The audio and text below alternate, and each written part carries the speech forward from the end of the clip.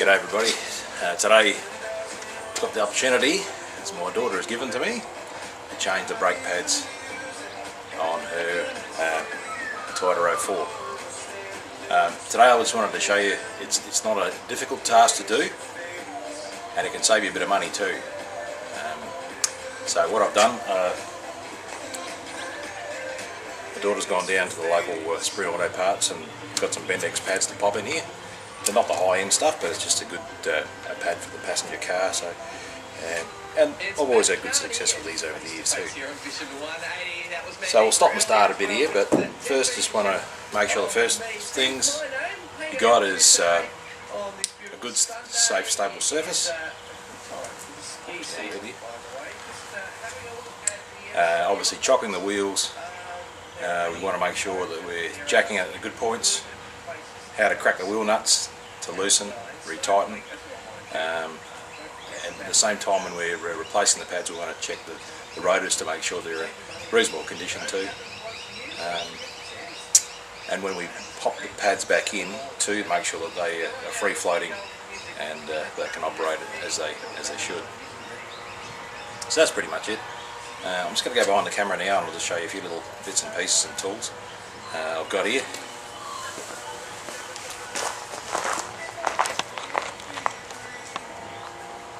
Obviously we're going to need some spanners and that. I've got myself a jack as well as some stands, some basic things even just to make it a bit more comfortable too, where we were kneeling down, make it a bit easy on your knees too. I like kneeling down, I get better stability instead of bending my back so much, and just a few little things like that. And I'm out of the breeze, and if it does shower, well, I'm under cover here too, so that's pretty good. So I'll get things under the way here now, and I'll just first crack the wheel nuts before we actually lift the car and the wheel off the ground, so that we're not freely wheeling in the air. It makes it a lot harder to undo the nuts.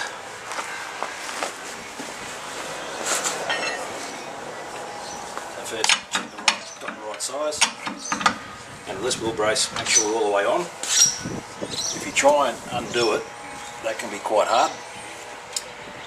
And when it does let go, there's sometimes a cracking noise, and if you've got your wrist down hard, that can actually jar and injure you. So if you do that plenty of times, you can do yourself some nasty injury. So I used to work in the tyre game years ago, and there's little tips and bits.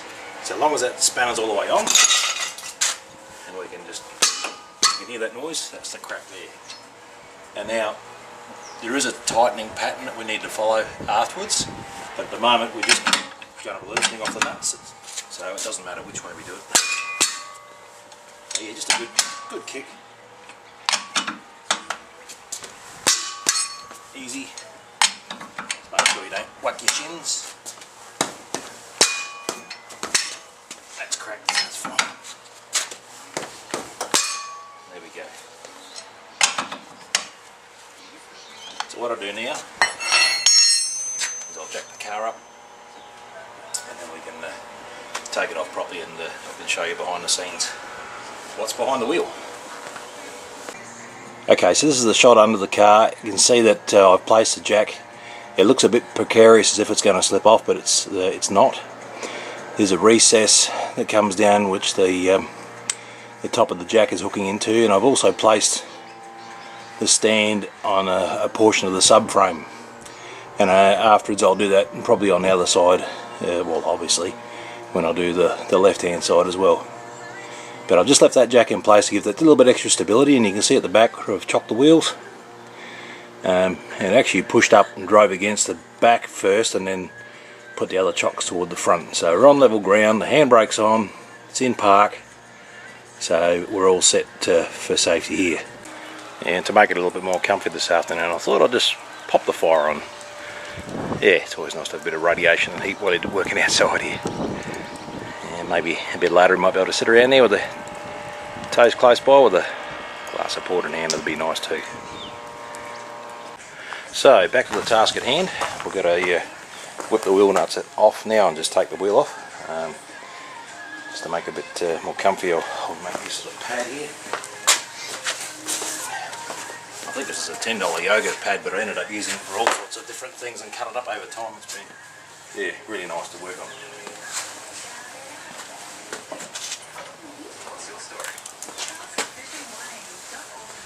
I've got to say, in a word go, no, I'm no professional at this, and yes, if you're uncomfortable with this, by all means go to a car repair and get this done. Alright, so let's get into it. With this type of spanner, it's easy to use the momentum of it. Once you get it spinning, to be able to continue on taking the rest of the nuts off. The friction on the gloves is slowing it down somewhat.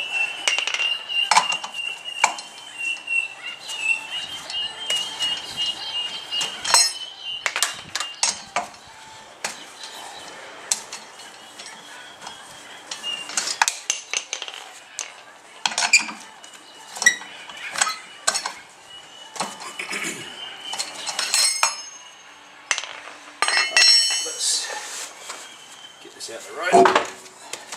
It's always good just to not try and carry everything, just let this fall onto the floor and we can just easily just pop it aside.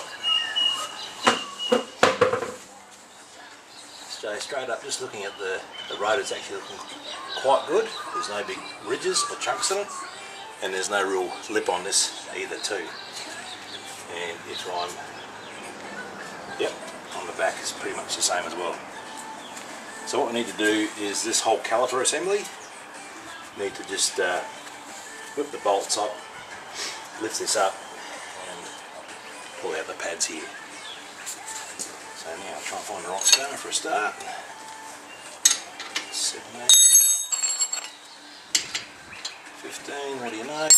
We can go to the sockets, what do we got? And that's a 14mm. I'll go and get the ring spanner, that might be better. I thought I'd just pop the camera in a bit closer, you can sort of hopefully see what I'm trying to do here. Just loosen these bolts off, and obviously everything's pretty much all right hand thread, so I'm going to have to go which way?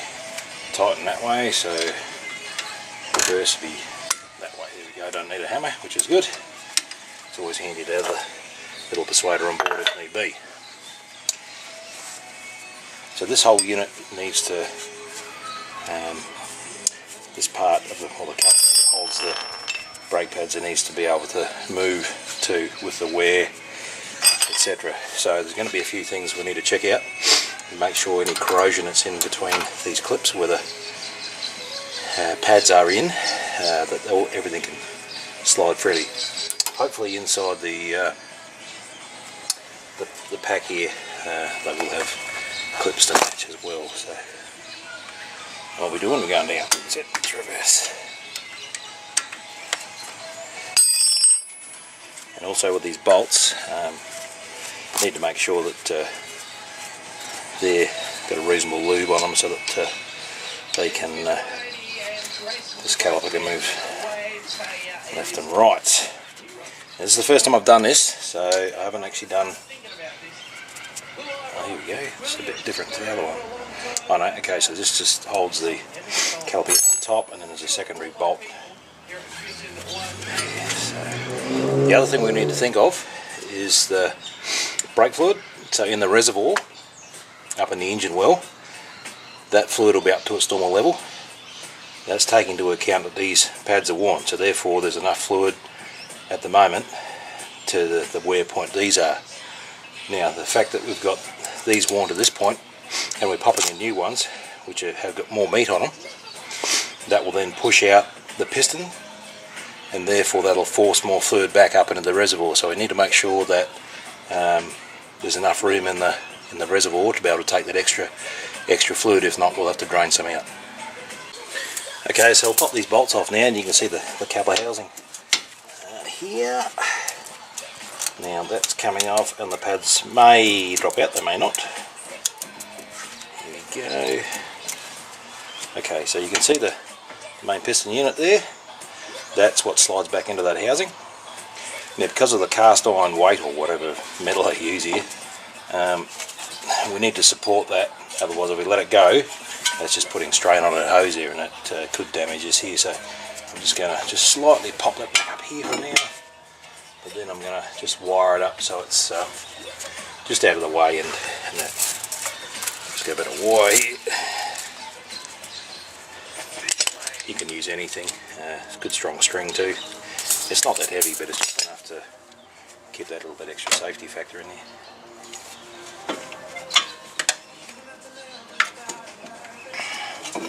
A quick twitch.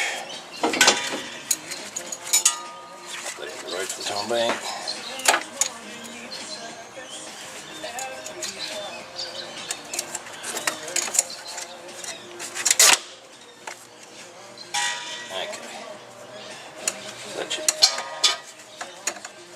Good, that's all free and no weight really on that.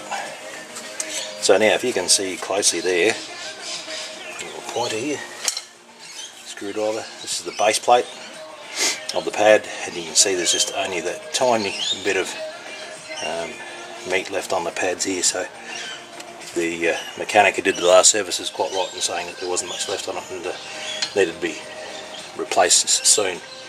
The back pads are quite good, so we're not going to touch those today. But you can see on this side here how hopefully it might be able to slide right out. Even flick straight out. And there's that wear marker there, and there's not much meat left on it. So, okay, so that's that one. Get the back one off.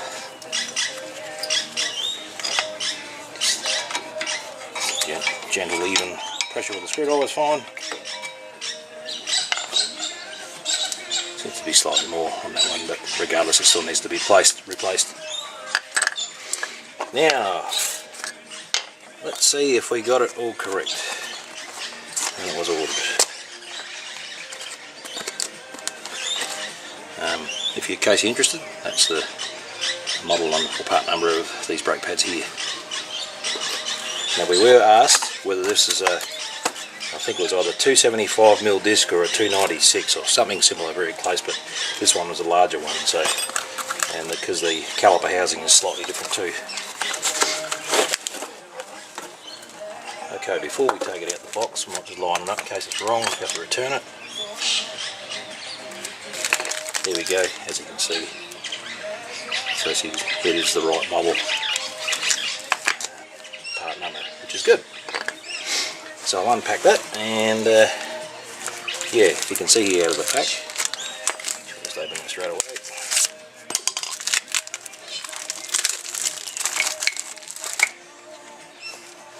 Quite difference in the thickness of the pads there to the new one versus the old.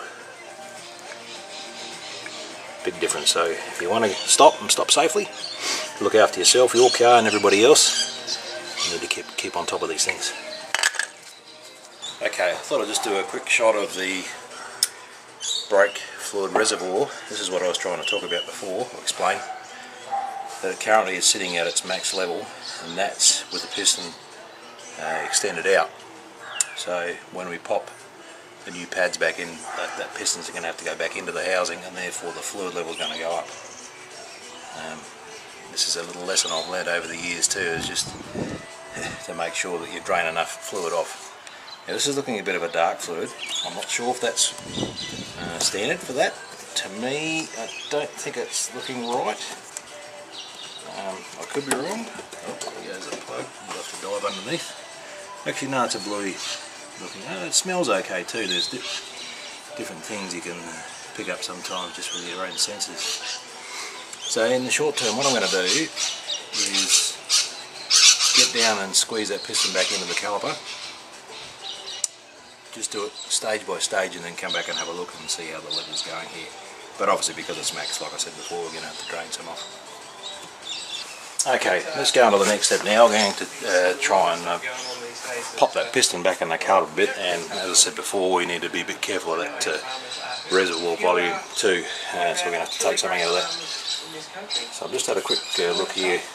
Just got the old run-of-the-mill G-clamp. It's just enough to be able to hopefully gather the pressure on here. So just going to slowly put it in. It's only on one side. Yeah, Yeah, it's going in quite easy, so there's no real restriction, corrosion, anything like that. So what I'm going to do now, I'm just going to quickly pop my head up and have a look and see what the reservoir's doing.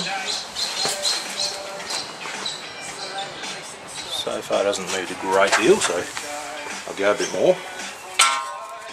It may be the case that when we get to do the other caliper on the other side too, that it might, see that there, just slowly applying pressure on the piston, slowly go back into the housing. Do that again. It's going up slightly. So I'm going to have to go a fair way in here. Stop there for a sec, check the level again. Okay, I'm just going to swing the camera around up to the resi. If you can see there now. Where is it here? Oop. Yeah, where's the max height? The max height's actually there, slowly going up, so we need to be a bit careful about that. In a sec. Alright, we'll just drain a bit off. Okay, so I'm going to move the cap of the reservoir. I'm going to drain some of the brake fluid out and just pop it in an ice cream container and then deal with it properly afterwards. Unfortunately, I couldn't find a syringe, so I'm going to have to improvise with an airline here. It's clean. I'm actually going to suck through it, so I'm going to have to be very careful how I do this. This gear can be a bit corrosive, and hopefully that is not going to disappear on me like I did again or before. Let's put him out of the way. So let's see how we go.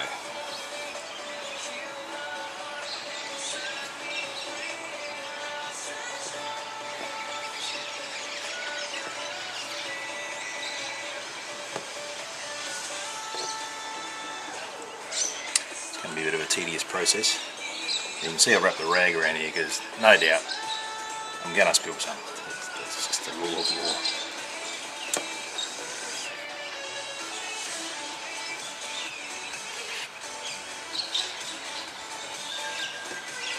Get on there.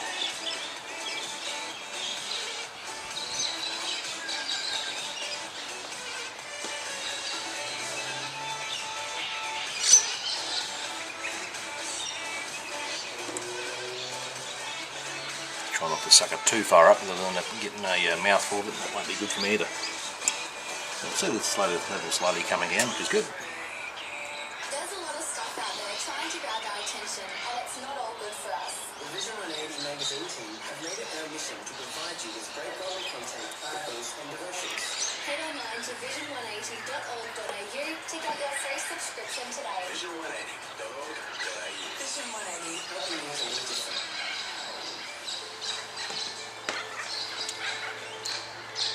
I'm only probably getting about 20 mils out at a time, but it is working.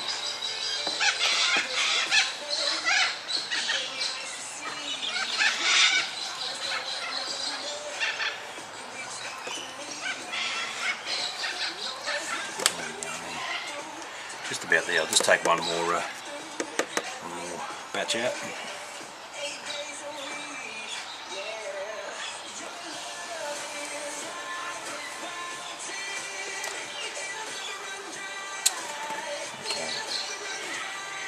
That'll do for now. Make sure we're kept clean. Put him back on. And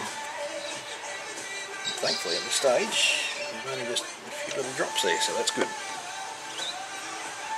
And we'll save this for the next other side.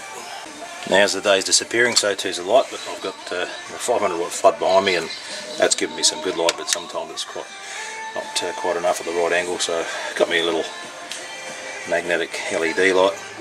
Paid $13 from a local car part provider, and yeah, this gives it a bit extra angle of light. So what I'm going to do now is the caliper bracket. I'm going to remove that and then just have a look at the slides and the guides here for where the pads slide into, and make sure everything's running freely. So I think there are 17 mil. Let's have a look here. it is. Bigger bolt, that actually hurts a bit, not going to hurt my hand, so let's give it a break it like I did with the wheel nuts. It's free now.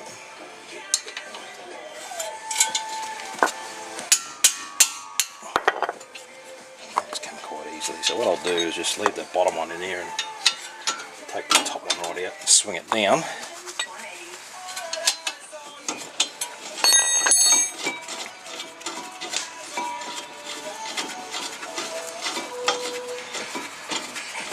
Corrosion isn't an issue there because it's looking quite clean. Yeah, maybe I will take it all the way down and out.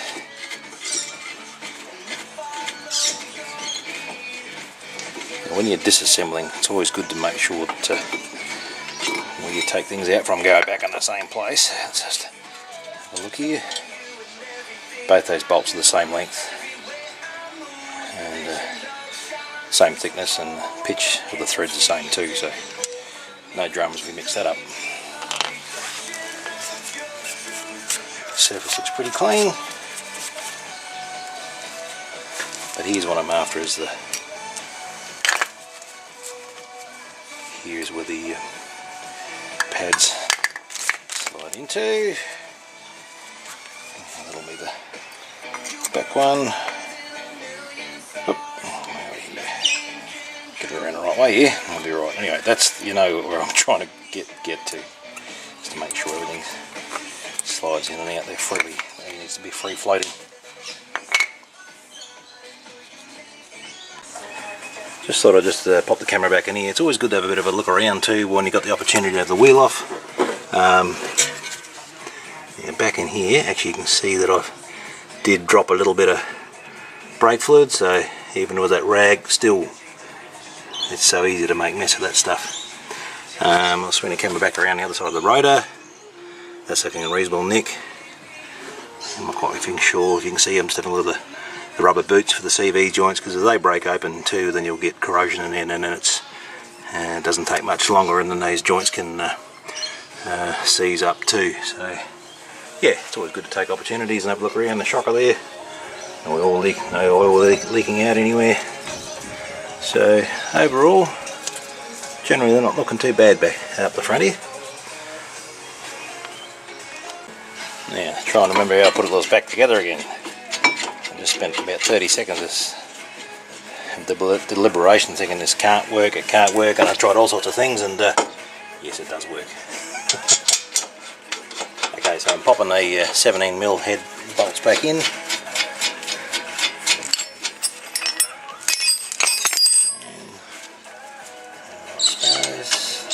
First, just nip it up. It's always good to use your ring to tighten up last, because you've got grip all the way for 360 degrees right around the head. And again, I'm just going to give that a bit of a tap up. Never go too nuts on tightening up. If you've got a torque spanner, all the best and good luck to you. Well done. You're super organised. But today, after years of stripping bolts, you get a bit of a rough idea. Yeah, that's good. That's good. Just a bit more there, I think. No, I'm happy with that. All right, so now I'm going to open new pads. Try and fit in. I'll try and fit the back one in first. Now you've got to get the slot in with a slot back as well. The right way around.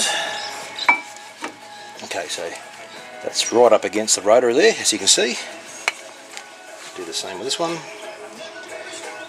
I can't see any left or right on this. All four look the same.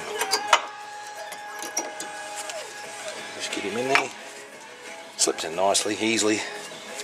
Okay, so now we've got to de-wire our caliper. Road, wire, and with the piston right in now, that should slip snugly over the top, and bingo, looking good. And we just need to now back in there to hold the caliper on. These are both the same length. Size, yes they are. Just finger tie that for a start. There's one. Try and locate the second one. Just wobble it around until you feel it's about right. And it's going in quite easy with the fingers right now, so you know there's definitely not cross-threaded, and happy days. Find that 14mm. Pick him up that way.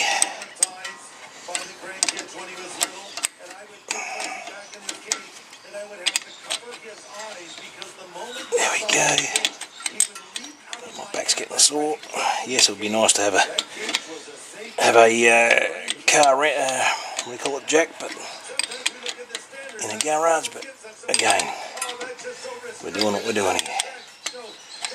There we go. Okay, so that one there. Again, we'll snip him up. That will probably do it. Again, it's a smaller thread, so you don't want to go too hard here. Still nipping up.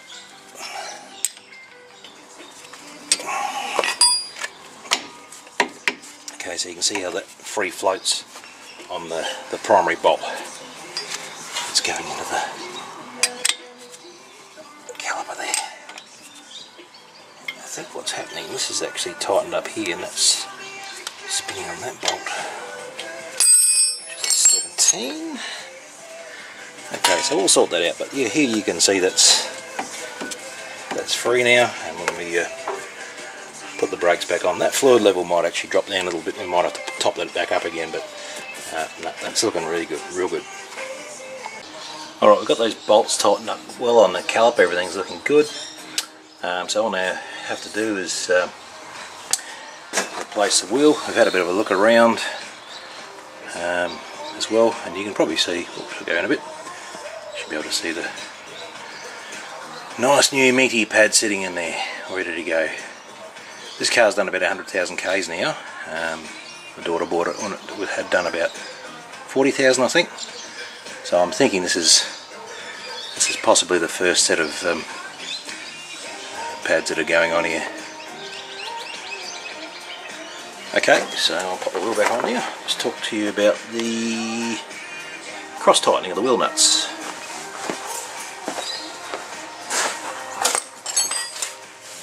Now, I've had a bit of a look at the tread here, and everything seems to be wearing nice and even here too, so it's another opportunity to be able to check how your tyre wear is going too when you pull things apart. Yeah, so I don't hurt my knees. So instead of lifting at this stage, you can see where let's say if we can get the top two studs reasonably level. You can see at the moment that's not quite, so just kind of keep wheeling around until you back and forward until you get it lined up. You can see there's a height difference in here. So don't bust your boiler when you got stuff like that. Grab yourself a screwdriver or a jimmy bar.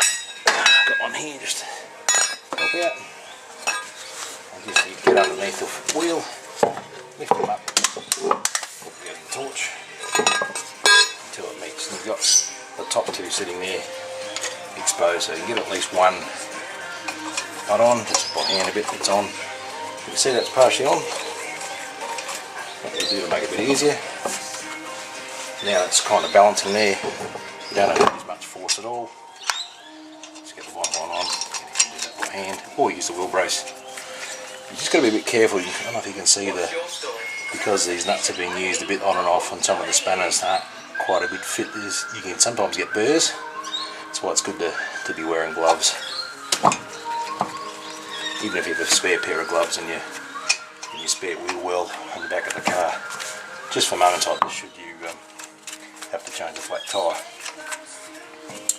Quickly whip these on.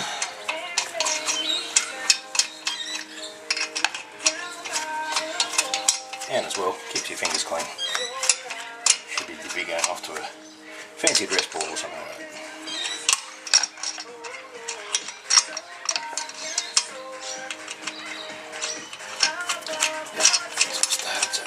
time.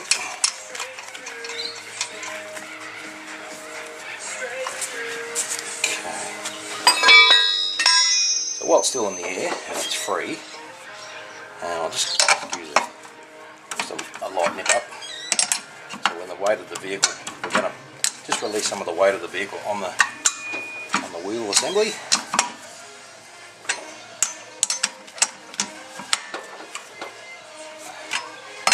Just jack it up a tiny bit.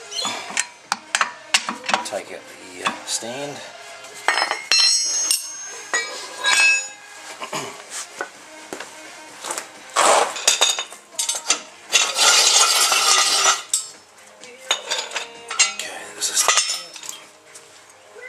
Release some of the weight, but not all the way. Good. Slowly.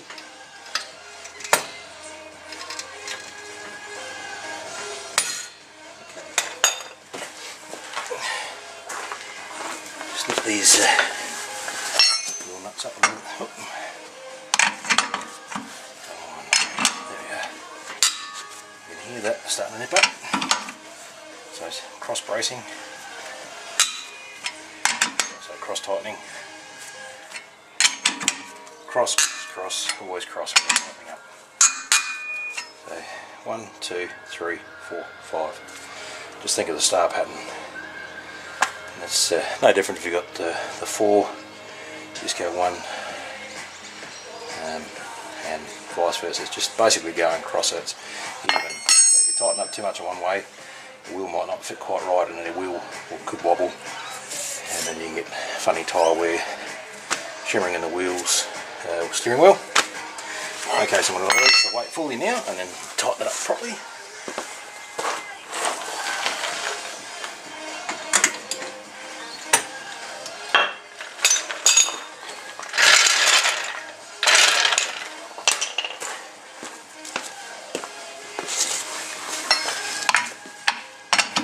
You don't have to tighten the absolute ringers out of it. You don't want the thing falling off on the wheel passing you down the road.